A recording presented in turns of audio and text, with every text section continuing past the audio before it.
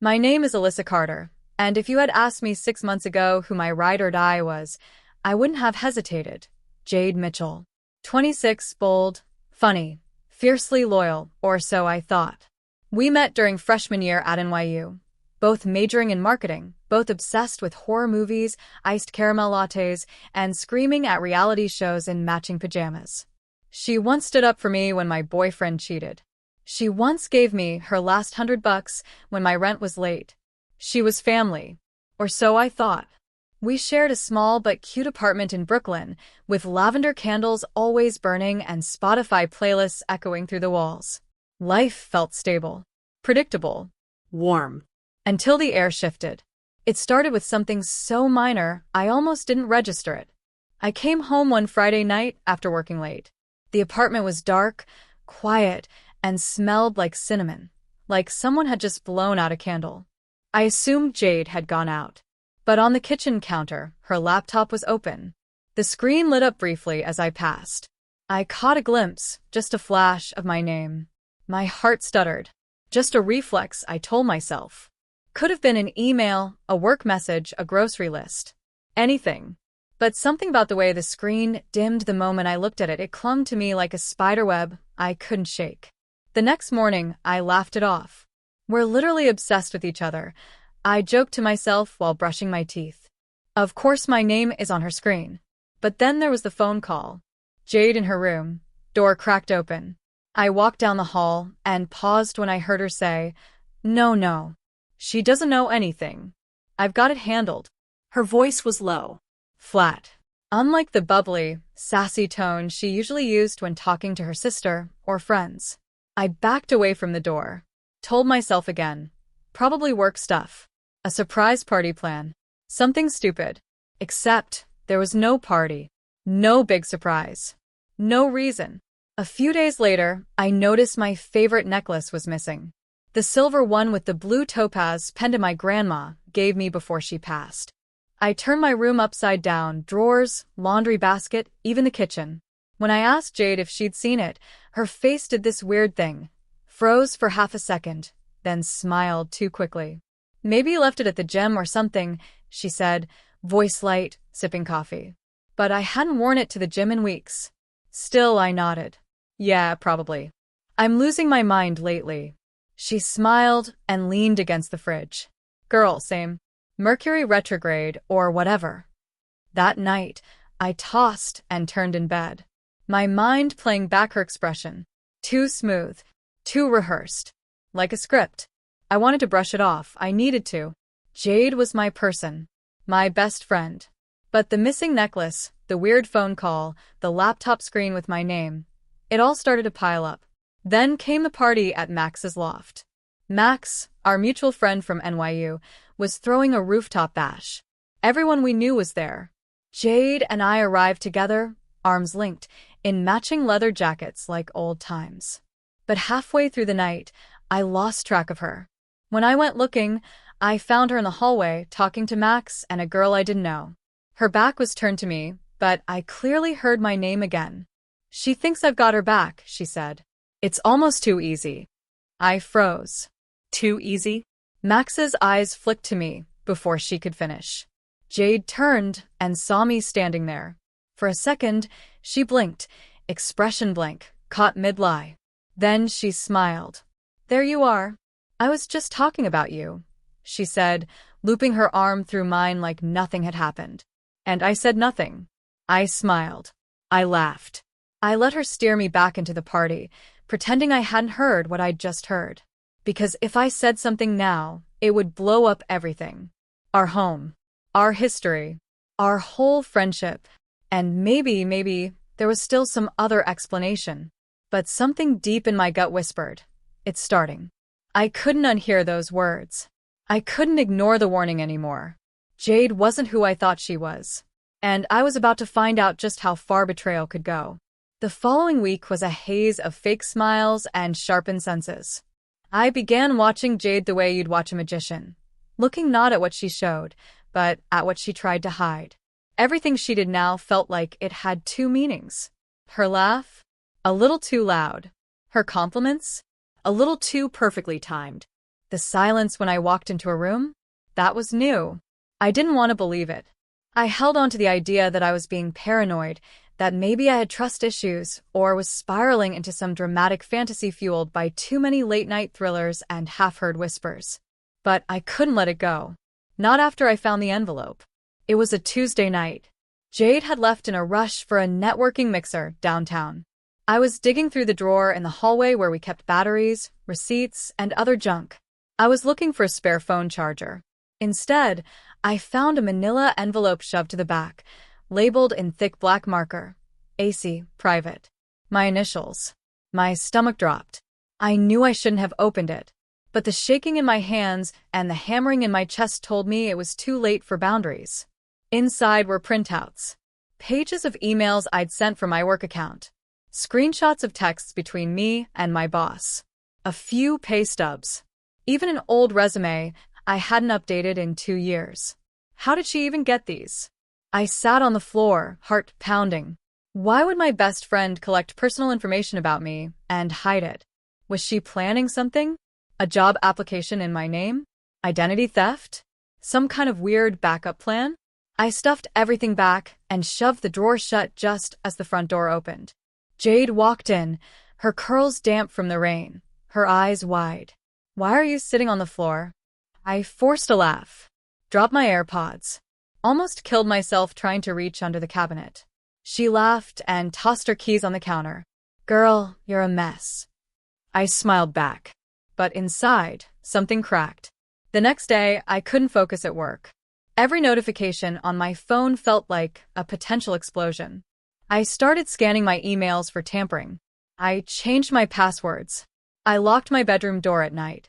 I even moved my journals into my closet and shoved them into a shoebox under my laundry basket. But paranoia has a way of eating you alive. At dinner, she casually mentioned my boss's name. "So, is Darren still breathing down your neck, or did he finally give you that campaign?" I stared at her. I had never mentioned Darren by name. Not to her. Not ever. I made my voice light. "How do you know about Darren?" She didn't miss a beat. "You told me, remember?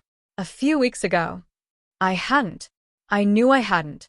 The wine glass trembled in my hand, but I forced a smile. Right. I forgot. That night, I stayed up until 3 a.m. going over everything I'd ever said to her. Every story, every complaint, every late-night truth spilled under fairy lights and blankets. How much had she been storing up? And why? I couldn't ask directly. Not yet. She'd just lie. And I needed more than suspicion. I needed proof. I needed to know what game she was playing and what her end goal was. So I started doing what I never thought I'd do. I spied on her. At first, it was simple. I kept tabs on her schedule. I checked if she was really where she said she'd be. I glanced at her messages when her phone lit up on the couch. Then I set up a voice recorder app on an old iPhone and slipped it under the cushions one night before I went to bed. It felt gross. Wrong. But necessary. The next morning, while Jade was in the shower, I played it back through my headphones. At first, nothing. Then, no, trust me. She still thinks we're best friends. She has no idea. Another voice responded. Muffled male. Possibly Max. Then, soon as I get the final login, it's done. The client already saw her pitch, but I sold it as mine. And they bought it. I stopped breathing.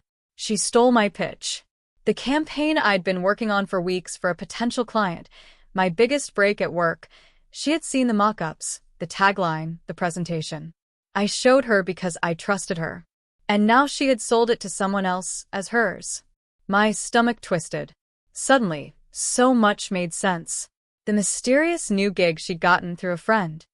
The sudden influx of money. The designer handbag. The weird looks Max had been giving me at the party. She had taken my trust, cracked it open, and weaponized it.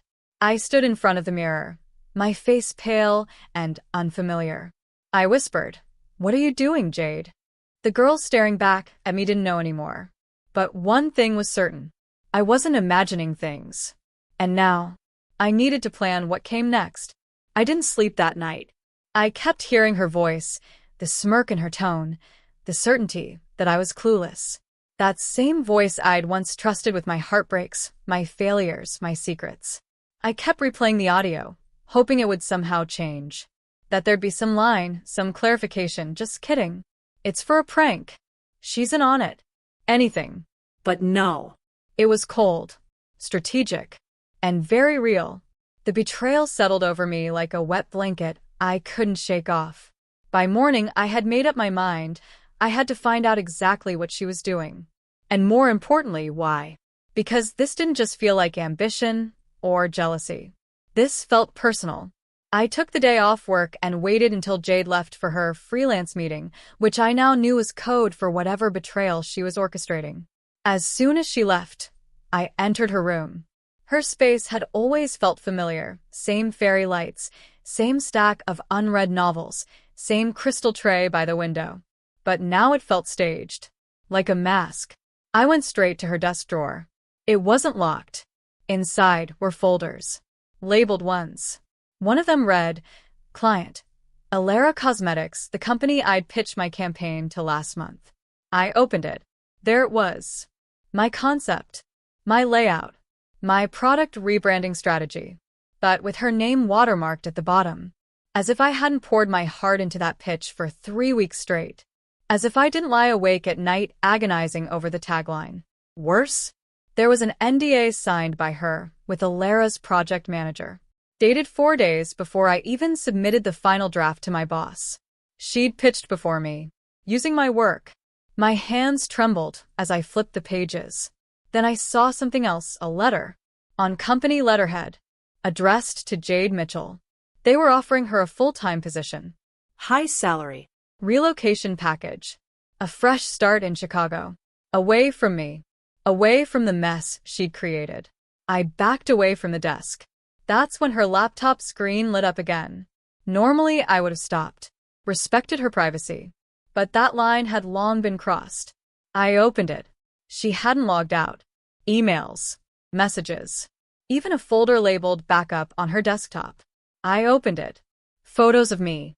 Screenshots of my text convos. Voice memos. She'd been documenting me. Not just for the campaign. For months. She had email drafts where she badmouthed me to clients. DMs where she mocked my outfits. Notes where she dissected my routines, when I left, when I returned, what passwords I used. One message chilled me to the bone. If this works, I'll finally be done pretending. God, she's so gullible. I staggered back from the desk like it had burned me. It was real. All of it. Every single fear. Every instinct. Every second guess I had ignored in the name of friendship. Jade had built a web around me, woven with trust. And now I was trapped in it. I took pictures of everything. The emails. The pitch files. The NDA. The messages. I backed it all up to a private folder and emailed it to myself. My heart was racing. I was done hoping for a misunderstanding. That night, when she returned home, I was sitting on the couch.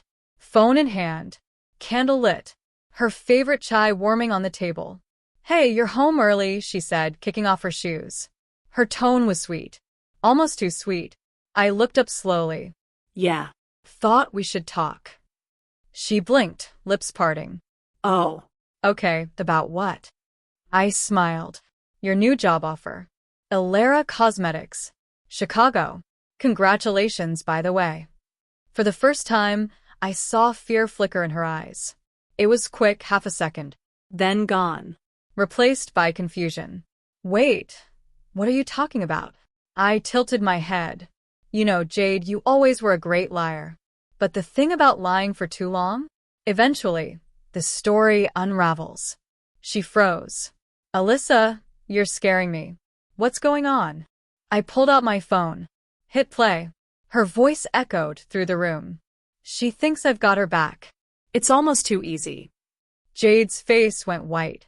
She opened her mouth. Closed it. Tried again. Where did you recorded me. What the hell? I found the envelope, I said calmly. With my name on it. The pitch files. Your laptop. Your messages. All of it. Her mouth opened again, but I kept going. You watched me work for weeks. Took my ideas. fed them to Alara before I could even present. And now you're taking the credit for my future. Jade's face twisted. A war of emotions played across her features: guilt, panic, anger. Finally, she said, "You left your stuff everywhere. You talk out loud when you work. I didn't steal anything. I improved it. You just weren't ready." That one sentence told me everything. She didn't just betray me. She justified it. Like I was the fool for trusting her. Like I deserved it for not being cutthroat enough. My hands clenched, knuckles white. "You know what the worst part is?" I whispered. "I would have helped you. I would have given you the pitch if you'd asked. That's how much I trusted you." She didn't respond. Because there was nothing left to say.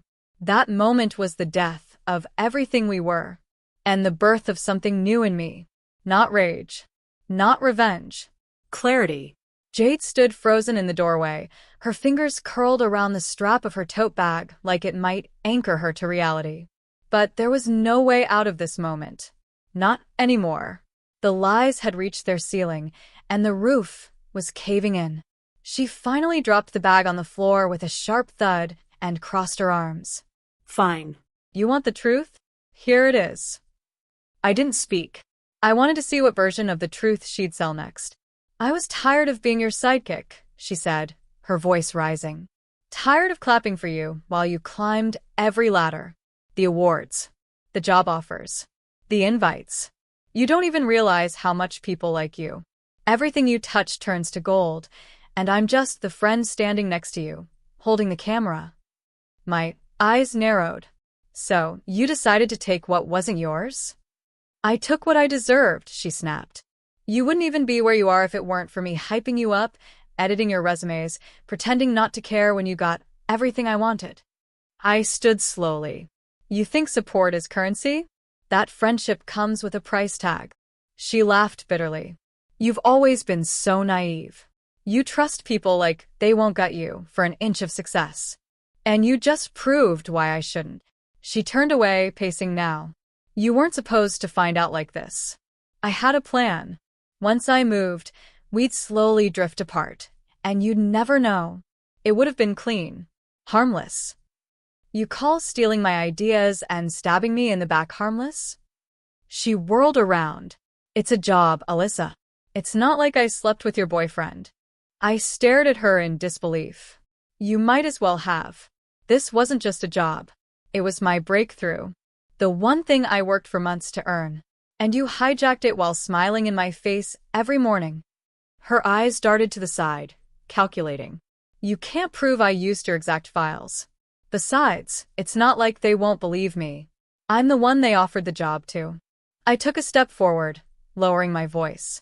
"I have screenshots, emails, audio, Dates. timestamps. I backed it all up." She blinked. Once. Twice. Then scoffed. "You wouldn't. You're not that person." My expression didn't change. And that's when something in her broke. Her voice softened, trembling now. "Alyssa, come on. Don't ruin both our futures. You know what this industry's like. One black mark and you're finished. You want to destroy me over a mistake?" My silence was louder than any scream. "I made a bad call, okay?" she continued, inching toward me. "But it's not who I am. I was desperate. I was scared you'd leave me behind. I wasn't thinking straight." "Stop," I said flatly. "Just stop."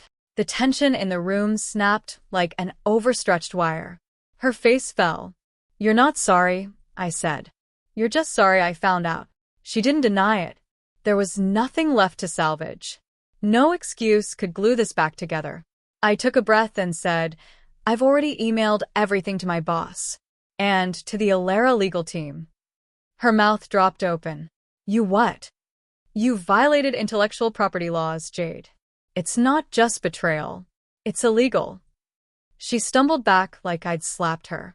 "You can't do this. You'd ruin my career, my life." "You ruined mine first," I said, voice cracking. "Or, at least, you tried." Tears welled in her eyes, but I no longer knew what was real. The girl who cried with me after my dad's funeral, was she even real? Or just part of the performance? Jade backed toward the door. I didn't want it to end like this. No one ever does, I replied. But choices have consequences. And you made yours. She opened her mouth, maybe to plead, maybe to curse me out, but then thought better of it. She picked up her bag and walked out without another word. The door clicked shut behind her. I collapsed onto the couch, shaking from adrenaline. The room felt haunted. Every photo, every candle, every memory in that apartment was tainted now. A ghost of trust that had been murdered in plain sight. But I didn't cry. Not yet. There was still more to face. The next day, the fallout began. Alara's HR rep called me personally. They had already revoked Jade's offer. My company launched an internal investigation.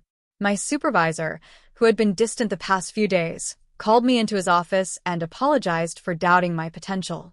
The original pitch, my pitch, was reinstated under my name. Justice felt cold, like ash. Not satisfying, just necessary. But nothing hit harder than the moment Max texted me. Max. I didn't know. She told me you gave her the pitch willingly. Me. She told a lot of lies. Max. If it means anything, I always thought you were the real deal. I didn't reply, because words didn't mean much anymore. That night, as I stared at the city lights through the window, I realized something strange. I wasn't angry anymore. I was free.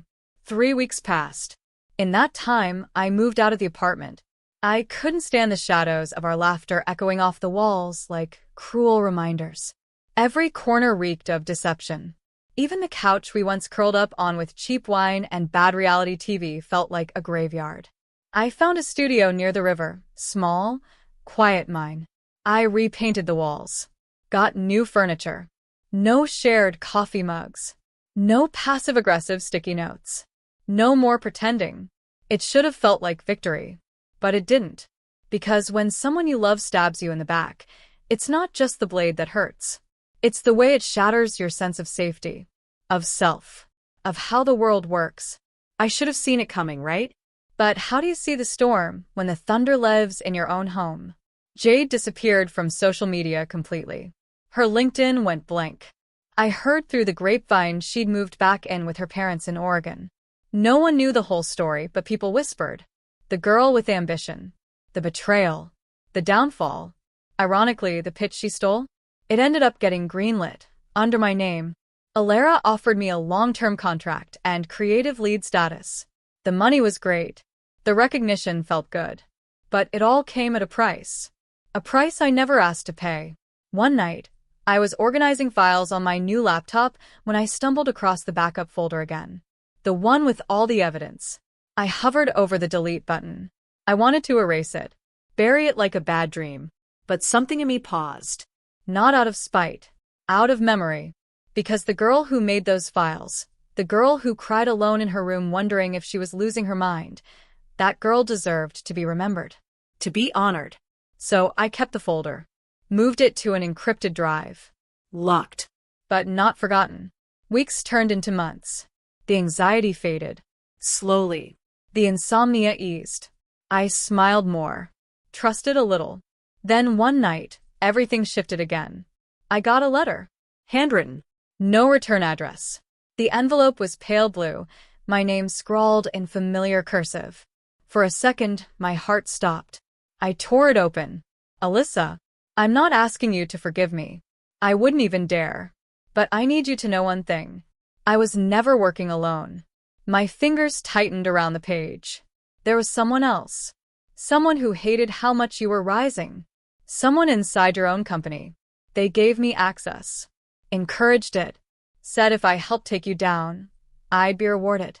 But when it all blew up, they vanished. Blocked me. Left me to burn alone. I didn't write this to earn redemption. I just wanted you to know. You were never paranoid. You were right. Jay. I reread the letter 5 times. My chest hollowed out. My mouth went dry.